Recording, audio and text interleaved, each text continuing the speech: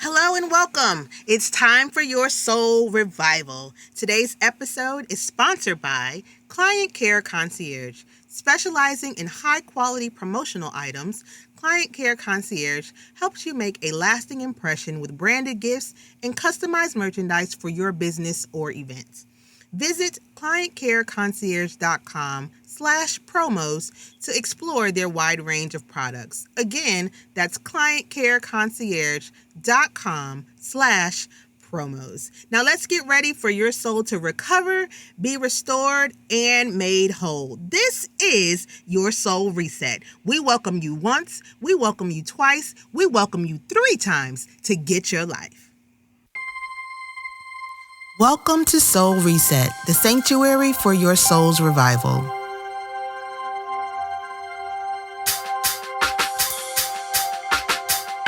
This podcast is dedicated to exploring the depths of the human experience and the nurturing of your soul. Each week, we'll dive into thought-provoking conversations with experts, storytellers, and everyday people who offer unique perspectives on topics ranging from personal growth and spirituality to resilience and transformation. I'm your host, Tamika, and I'm excited to embark on this soul journey with you. Let's go.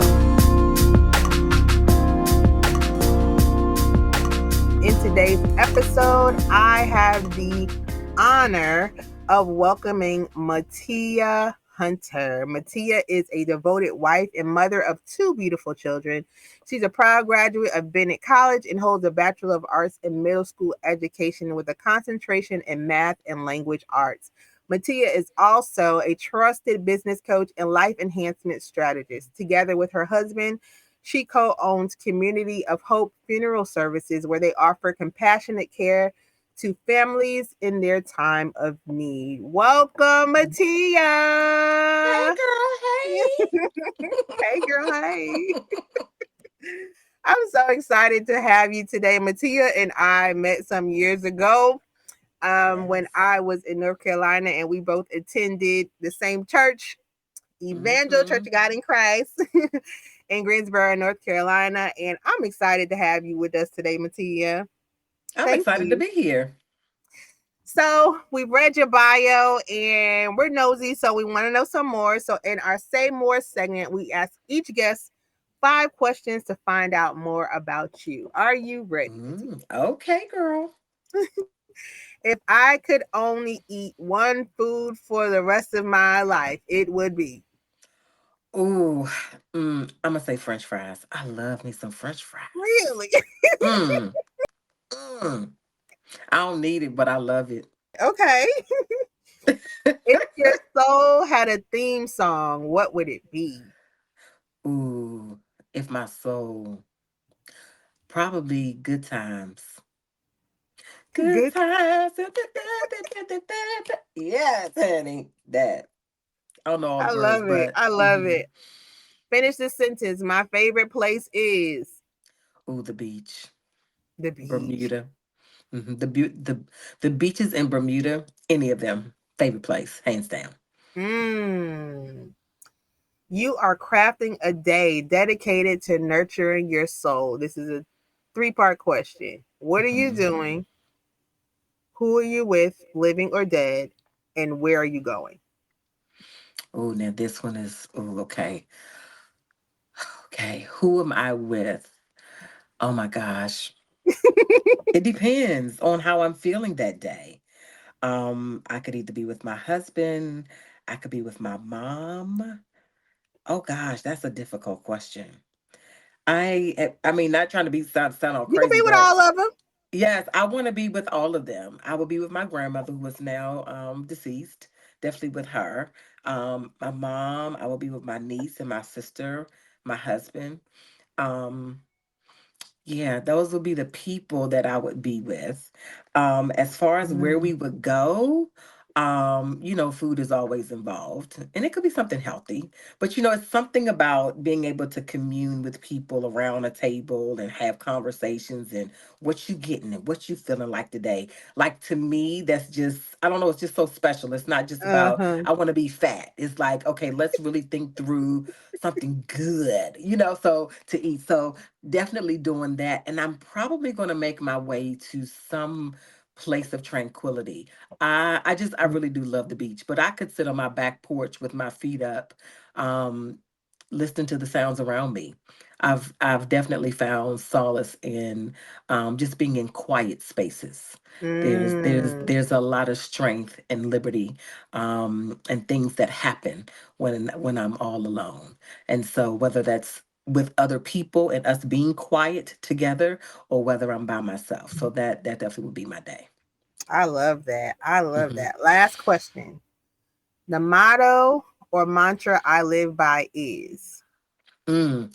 Probably the thing that comes to my mind first of all, or at the forefront of my mind, is the quote that says, and I quote it quite often, is people may not remember what you did, they may not remember what you said, but they will always remember how you made them feel. And so I try to lead my life with that. And that's one of my favorites too, because it is so, so true. There's certain things that I don't even remember what was said, but I remember how I Mm-mm. felt in that moment. Just like me and you, I remember Mattea.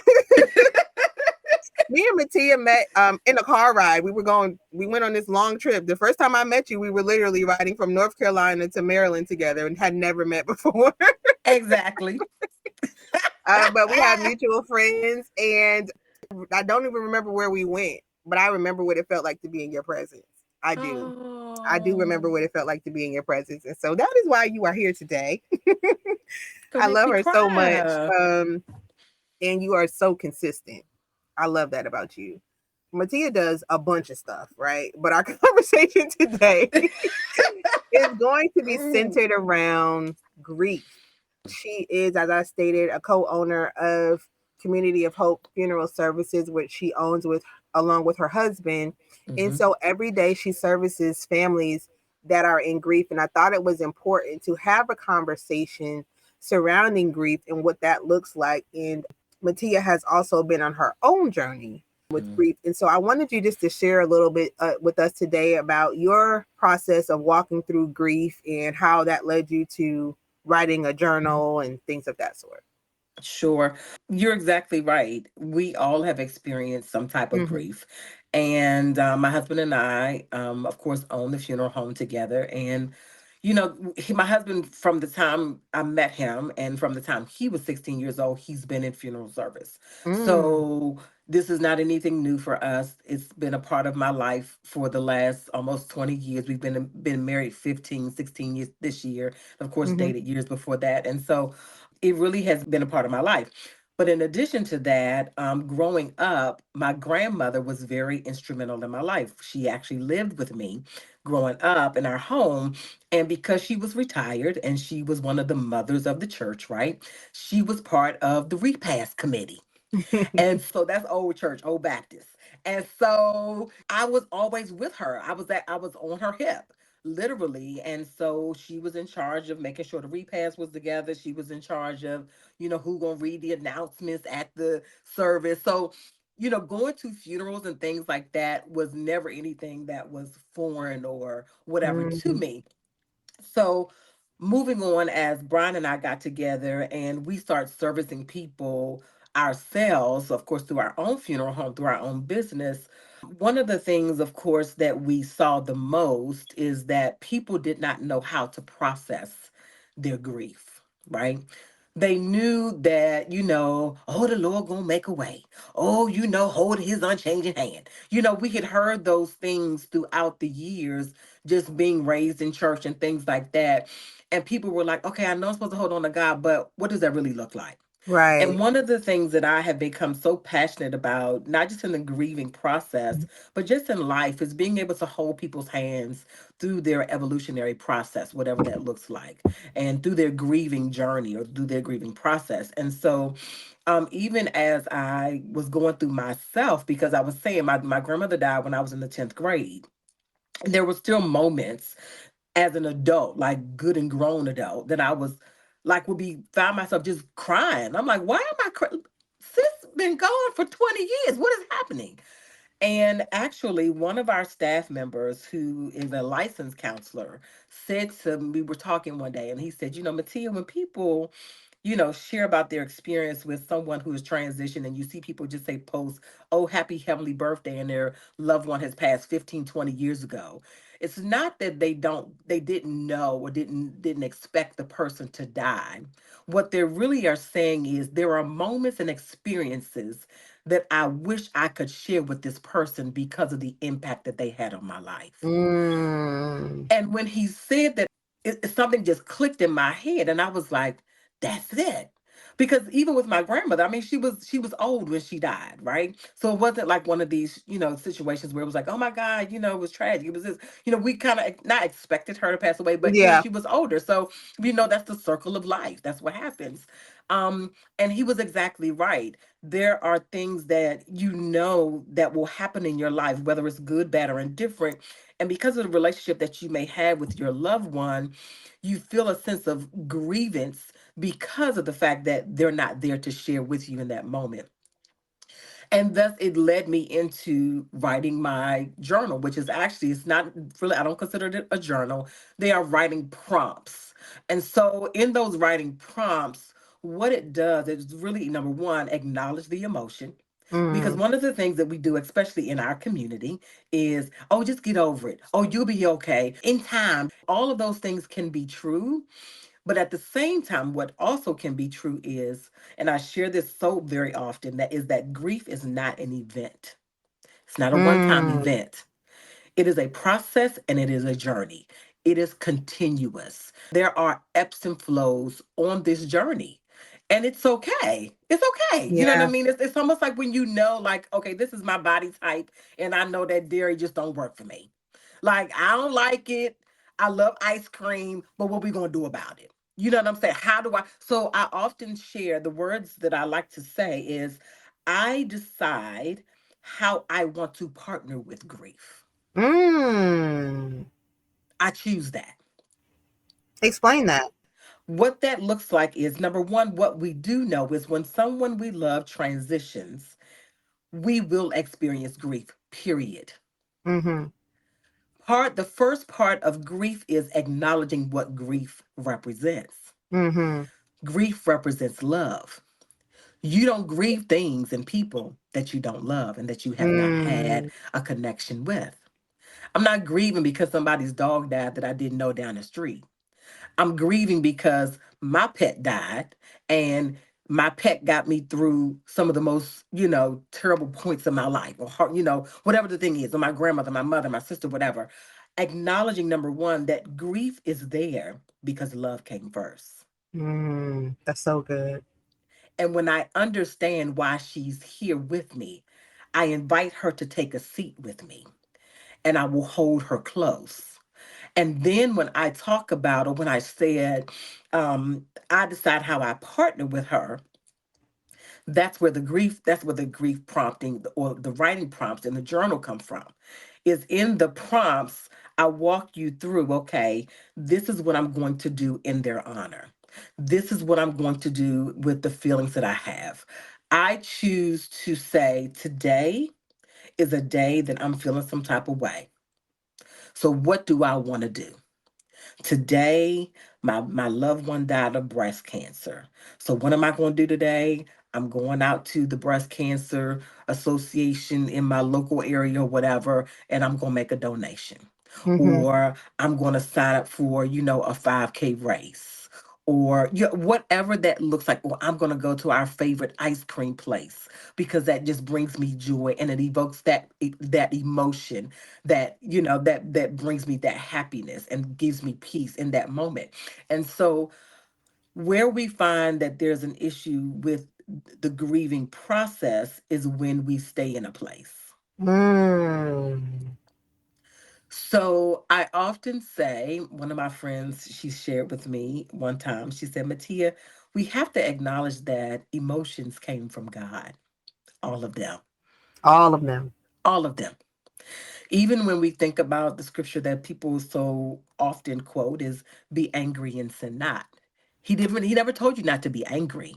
It's the sin that could be associated with that is Yeah. where you have the problem, right? So even in my grieving, it's okay for me to be sad. We often tell people it's gonna be all right. Mm-hmm. Joy come in the morning. It is gonna come in the morning, but in this moment, I am sad, and I'm gonna sit with that. I'm gonna sit with what I'm saying. I am sad because I used to be able to pick up the phone and share with you. I just got a new job, or let me tell you about this girl that got on my nerves on my job, or whatever the thing is. I am sad that I can no longer physically have those experiences with you. Yeah. But I also acknowledge that because you're not here, what would you have done in this moment? Or what other thing can I do? To replace that feeling. Not not trying to feel it in that way, because you can never feel somebody's space. But what else does that look like to make me feel fulfilled in that moment, in those moments and in those experiences? So That is so yeah, good. You do not grieve what you did not love. yeah. We acknowledge the soul as the mind, will, emotions, creativity, imagination. And I just want to know, how have you seen people's souls be impacted by grief? This is me, your personal experiences or what you've seen in business at the funeral home. hmm I've seen it both ways. I've seen people so impacted where they become very reclusive. So where they once were creative and they once were outgoing, they can't move past. So then they stay stuck. Are you saying that they're stuck in a stage of grief? Yes, Okay, gotcha. which often leads to sometimes depression, right? Let's acknowledge it for what it is. Okay. I've also seen people on the other side of that, where it is, I know my loved one would want me to do and to be and Mm, to become. And you hear people say this all the time: Mama, this one is for you. mm-hmm. Grandmama, I did this for you. Whether it is, you winning the Super Bowl, whether it is you graduating from college. So I've seen their soul become revived because of the connection.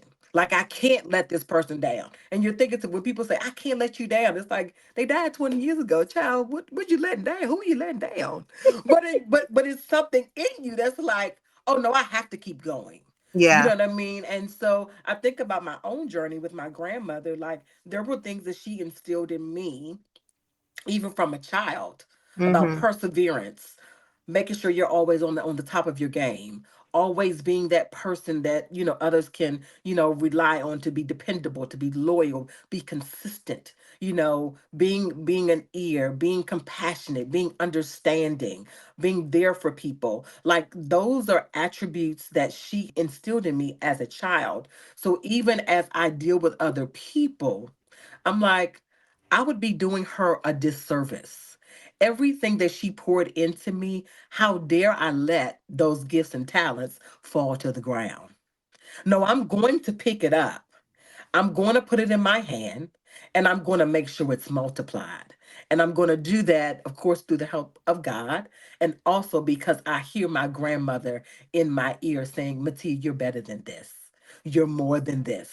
You going to be on top. You will be a change maker. You will be at the top of your game. I hear her voice all the time. And so for me, my soul is revived, and I take what's in my hand, and this cup is overflowing because I know that there are people connected to me. And Yeah. how dare I take this grief and hold it in, and then I become a recluse, and then I no longer am impactful Mm, because there are people connected to me, absolutely. because her spirit is still living on through me. And so I've seen it on both ends. You know what I mean? Mm. Both ways. So, with that being said, what do you, in your opinion, what does hmm healthy grief look like? Healthy grief is, number one, acknowledging your feelings. It really is. That's first of all, acknowledging your feelings. And because you can acknowledge your feel because you do acknowledge your feelings, then you can make a conscious decision on how you need to be supported through your journey. Mm. So if I can't address what I don't acknowledge. So it's almost like you saying, you having someone who has an addiction.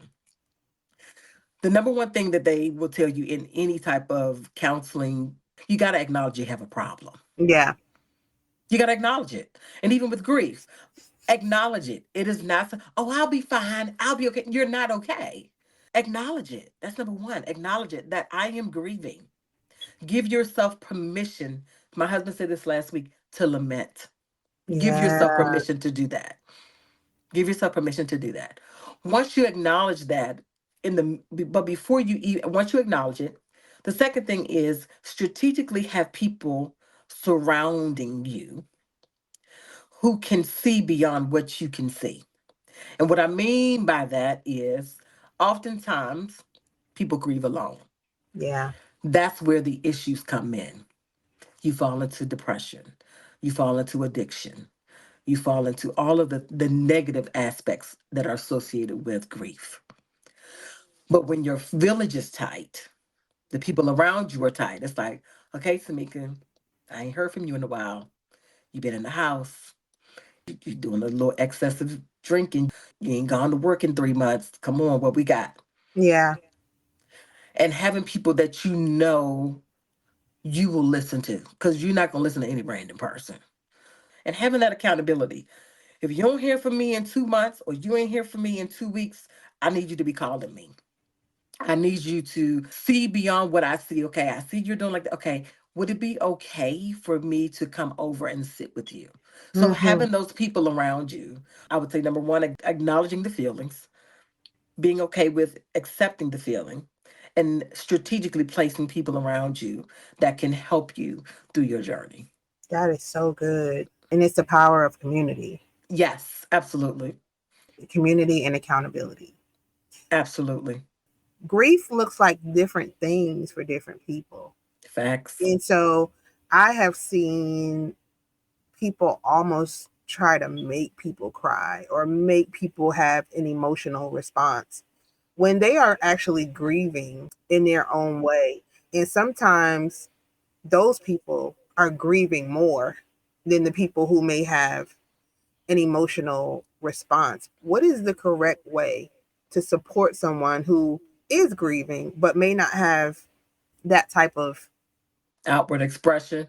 yeah, because I've seen people that don't even cry. I mean, they love the person, but sometimes it seems like they're so stuck in the moment that they don't have a response. So how do you support someone through that? Again, I think it's about having the right people around you who really know you. Because let me be honest, I have a very, my mom says, a very vibrant, charismatic personality. No, really? However, what's so funny is a lot of my close friends are the exact opposite. They're like, oh my God, Mattia, this is too much. You know what I mean? But at the same time, we're like a yin and yang, right? Yeah. Because everybody can't be over the top because that's way too much. And so I would say, of course, having the right people around you to know that, okay, Tamika's not a crier. Yeah. So for me to make you cry, now this is a sidebar. What irritates me the most, especially with being at funerals, is like, go on, get it out. It's all right. Like it's like I don't want to cry. I don't. Like Right. like, and I mean, just really knowing that some people don't like to show emotion, even if it's like, because some people are really truly like embarrassed or bashful about showing emotion in public. And so it's not that they don't want to cry, but maybe they do need a moment to that they're still processing. And Yeah. I had to learn that even with my husband, not necessarily in the grief, but I'm a type of person. If I ask you a question, I'm like, I'm quick with it. You know Yeah. what I mean? Like even when you were asking me questions, like it's very few times that I'm gonna be like, well, let me see. I don't know. Like, mm-mm. Whereas my husband is the type of person, I'll ask him a question, and I felt like initially, why are you staring off in space? Didn't you hear me say? You know what I'm saying? He's like, and then finally one day he's like, this was years, of course, when we first would get married. He's like, I'm processing what you said. Right. Like, give me a minute. And I'm like, oh, I thought you were ignoring me. And it's the same thing with grief. Like everybody is not that, falling out, heaving, and about to jump into the casket and all that. Everybody's not like that. You know what I mean? Some people really are like, I'm gonna process it in my own way, Yeah. on my own terms, in my own time. And so giving people the space to do that. Hmm. Absolutely. So, along those lines, what are the common misconceptions about grief and its impact on the soul that you would like to address or you see happen quite often? I would say the biggest one that comes to my mind is that, especially when it initially happens, it's gonna be all right. Don't say that to people. Mm-hmm. You're gonna be all right. Don't cry. You'll be all right. That's a misconception. Because the reason that it's a misconception, not that it won't be okay, because life has to go on. So it will be okay. However, saying that, number one, is very abrasive and it's inappropriate and it's very insensitive. That's probably the biggest misconception, that everything is going to be all right. Because even though everything will be all right, my life will be changed forever. Forever. There is no turning back. Like if I lose my job, I could get another job, right? I may have loved my job and I'd be sad that, the job dissolved, the business went out of, the company went out of business, and I may and never get that back. But I could possibly replace that. Yeah. When I lose a loved one, there is no coming back. So my life will be impacted forever. Yeah. That's facts. And so the misconception that, oh, everything is going to be okay. It is going to be okay. It doesn't mean I'm going to be in a sad, depressive state for the rest of my life. But I now have to manage my emotions. And like I said before, decide how I want to partner with grief. And that can change week by week. It can change month by month. It could change year by year. This year, I'm really good. I remember a few years ago, again, I always speak about my grandmother because she was the closest person to me that has transitioned. And several years ago at this point now, when I had my daughter, and everybody kept saying, "Oh, you got to find a babysitter. You got to find a babysitter." My grandmother was a neighborhood babysitter. She took up everybody's children, everybody. And even though I knew my grandmother was long gone, in my head, I could not wrap my head around her not taking care of my child. She had taken care of everybody at church, the entire neighborhood, the girl down the street who ain't had nobody to watch their kids. Anybody and everybody, she had been the caregiver for. My best friend and I are friends because my grandmother was her caregiver. We've been friends since we were 7 years old. So Wow. in my head, I knew that she wasn't here. She hadn't been here for years. But I couldn't get over. It's like I don't know why I couldn't accept like she's not gonna be my child's babysitter. Like because I'm like, who else is gonna watch my kid? I don't trust nobody else. Mm-hmm. And then after I had my daughter, I was like, wait a minute, I really do have to find a babysitter. What is happening to Mattea? Girl, snap out of it. What is that? You know what I mean? And so I say that to say there are ebb and flows on this journey. And it's okay. And it's okay. Because again, I felt that way because of the love I saw her expressed to so many children. And I wanted that to be replicated in my own life. Yeah. You wanted your baby to get to experience that. Yes. Mm-hmm. Yes. And although I, of course, was not able to do that because, of course, she's gone, I mean, I was so desperate because I had to go back to work. I didn't even have nobody. I did a whole Facebook post. Anybody know a babysitter? Because I ain't got nobody to watch this child. Really? I got to go back to work. And one of my friends was like, "You need to contact this person, and she's amazing." And literally, she was everything that my grandmother was, and more, and Oh. more, and more. The care, the concern, all of that was there. But I say and more because she was also an educator. My grandmother was not Mm. an educator. My grandmother may have graduated from high school. I don't even know, to be honest. So she just that piece, that component, she just was a good daycare provider. She would give you Mm-hmm. all the, let's watch it. Of course, all the YouTube and the educational stuff and all that wasn't a thing then. But she was able to, bring all of those elements together. And I was like, oh my God, thank you. You know what I mean? So I'm very grateful. And even she and I are still friends to this day. So you move with. You don't move on from grief. You move with. Yeah. Hmm. And that is what can be described as good grief. Yes, Good grief. abs- The ebbs and absolutely. flows. All of that works together in Hmm. grief and being able to, like you said, accept all of it. I shared with you, I have had two deaths in my family, which were my maternal grandmother and my maternal grandfather. They were very, very active in my childhood, but sometimes as people get older, you have an expectation, right? You can kind of prepare yourself for them transitioning on. Hmm. That is the experience I had with my grandfather. He was sick for years before he Mm. died. So, then it got down to, okay, well, it's going to be probably about 3 more days before he passed. So they kind of were able to walk us through, and we were kind of Right. ready to be able to be settled, right? Exactly. Before he passed. My grandmother's story, however, is one day they called us and she was complaining of a headache that day. She went to go clean up. They found her passed out in the bathroom and she had an aneurysm, Mm.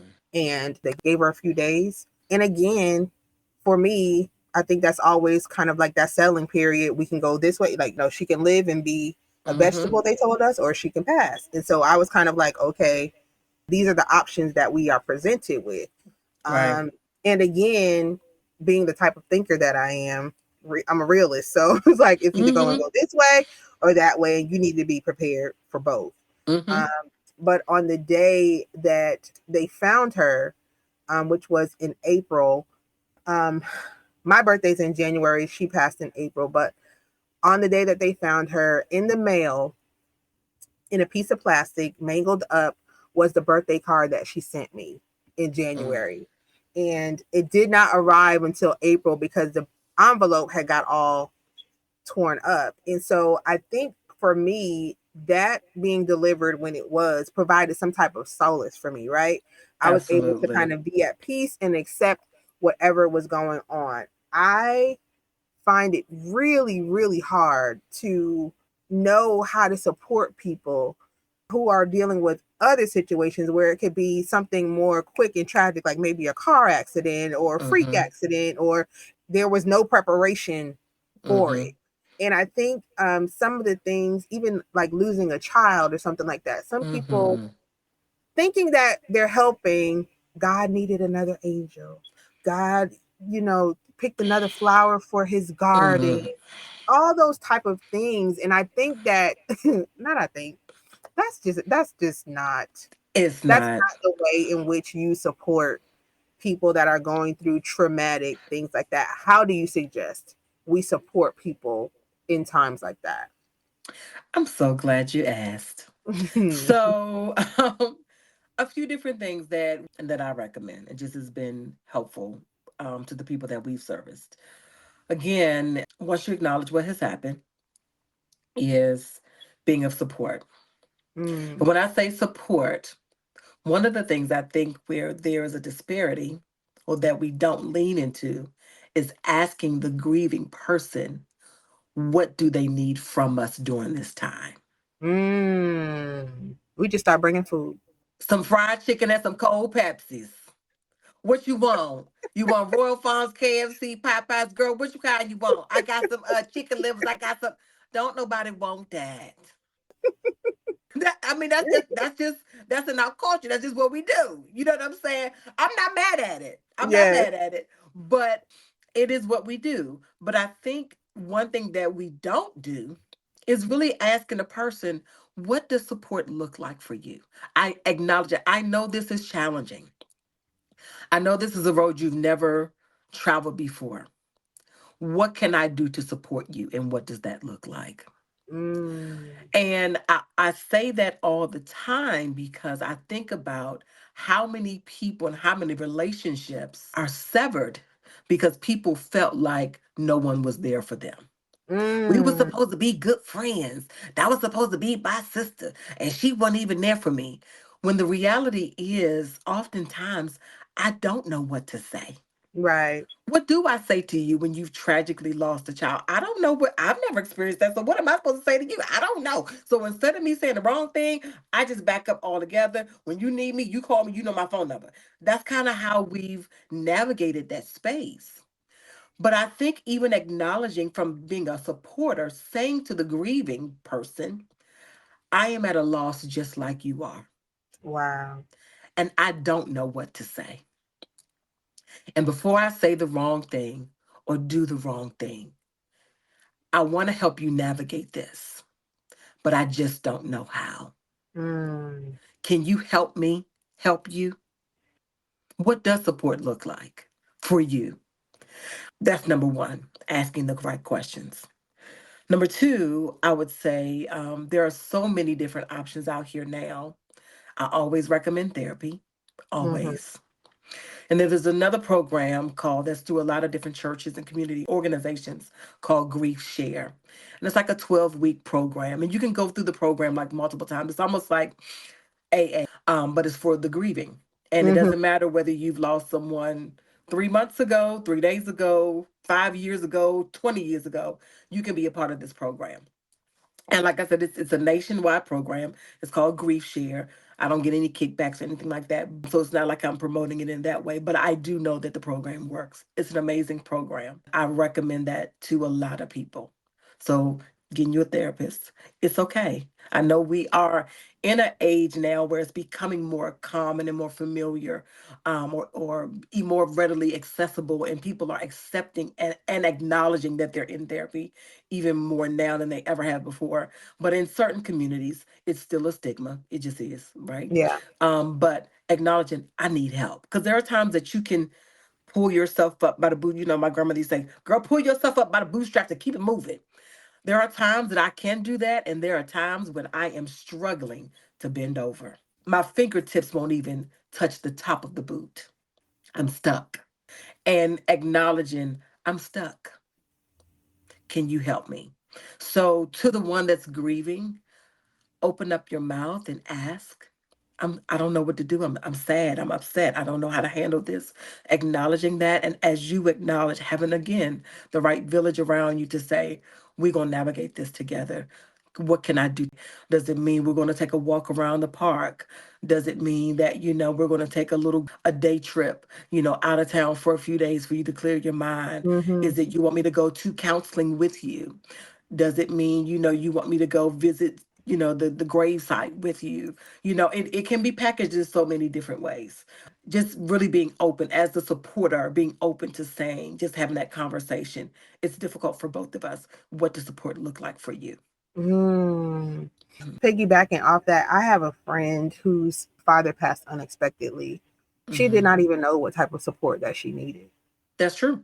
So how do we support people like that who this is just so um off-putting for them, like they were just it was a shock. So how do we support people that don't know how they need to be supported? In an instance like that, I would say just being there for the person. I Mhm. think sometimes we get nervous, like, "Ooh, I don't know. Should I call you? Should I not?" Don't get weird with people. You know what I mean? I think that happens so frequently, and then it just makes things even more complicated. Don't get weird. Like if you were calling me every week, keep calling me every week, Right. because I may not know what I need, but one thing that I know to be true in almost any situation in life is consistency is golden. So Mm. if you were always there for me for every other high and low and good and bad thing that happens in my life, I just need you to show up. So Yeah. if we went to go for coffee on Saturday mornings before we did our day, I'm gonna need you to keep doing that. And I think time eventually will reveal what and how to support the person. And maybe time, and not maybe, but time will also reveal how to the person how they need to be supported. And as you engage and can be consistent in your relationships, then you can say, you know what, Tamika, the last few times that we went out, you just didn't sound good to me. I would love to share with you something that I came across. It was a, one-on-one coaching session. It was a grief program. It was a whatever, you know what I Mhm. mean? I'm not saying you should go. All I'm saying is I want to make this option available to you because I want to be here to support you, in every way that I can. So just being open to that. And I believe I know the answer to this question, but I need to hear you say it. Okay. You just said, if don't be weird, Hmm. call like we would normally do. If we check on them every week, check on. Do we bring up the death every time we call? You know what? I would and I wouldn't.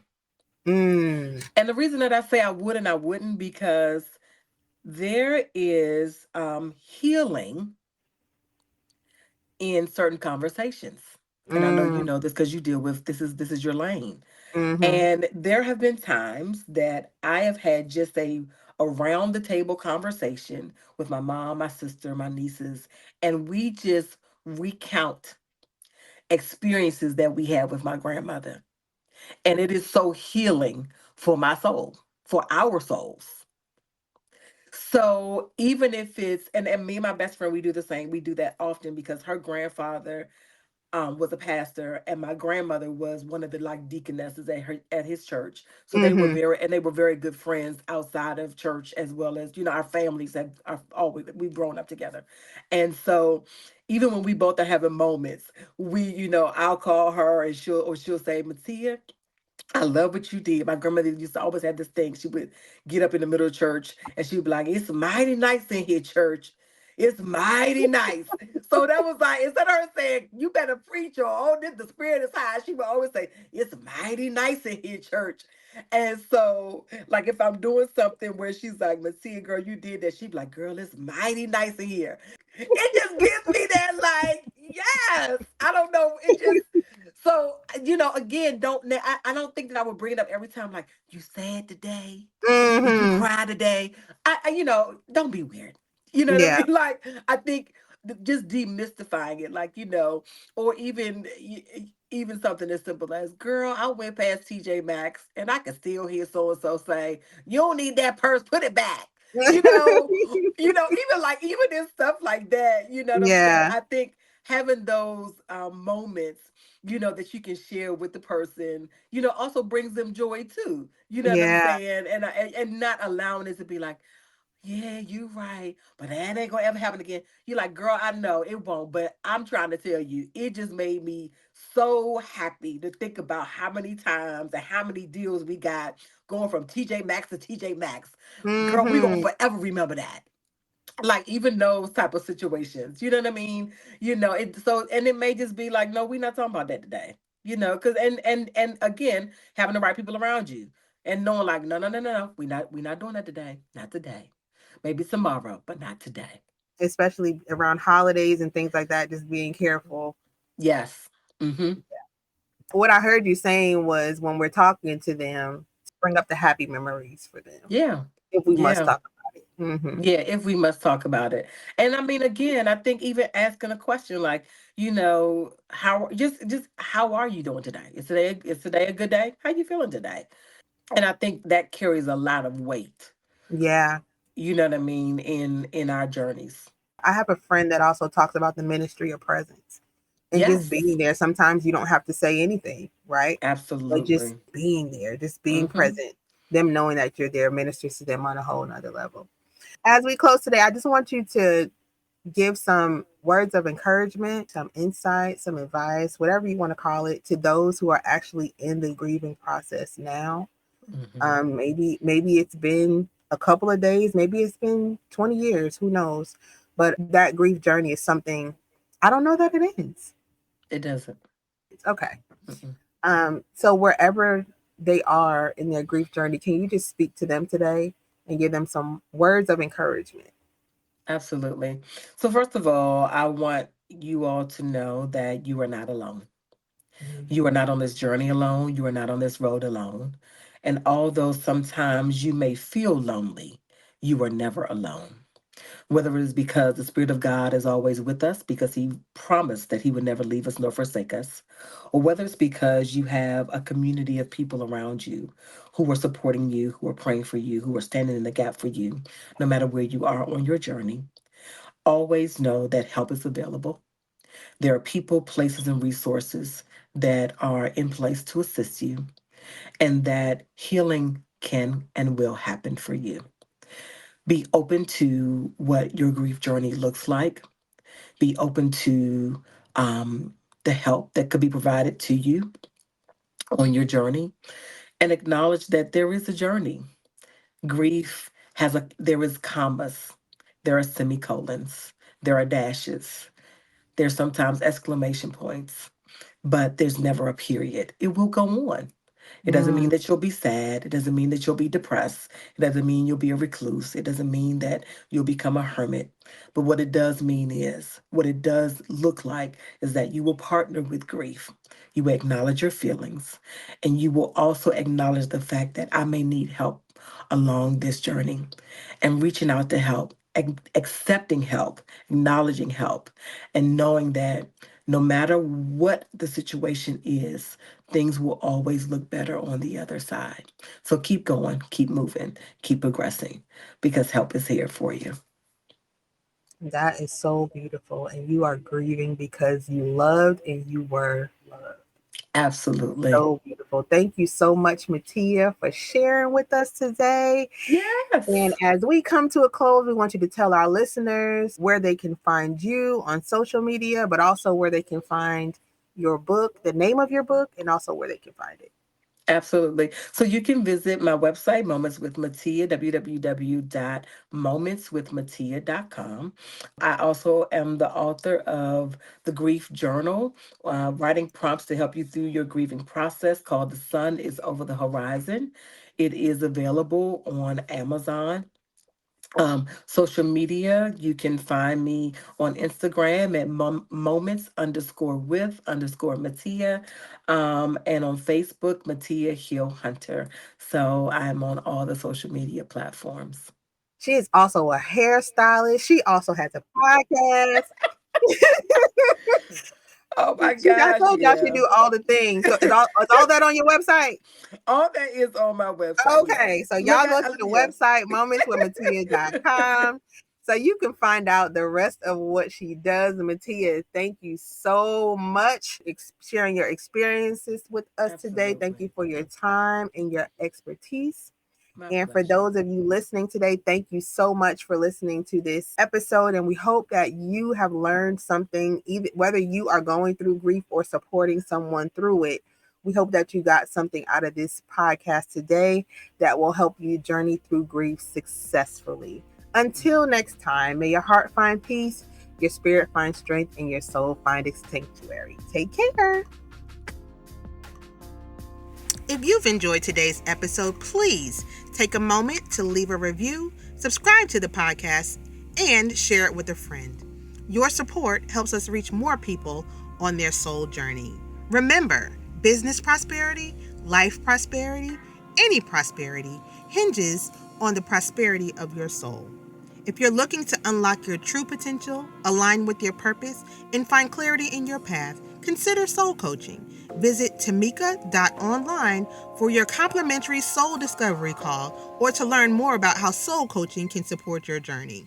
That's Tamika, TAMEEKA online. Until next time, this has been your Soul Reset.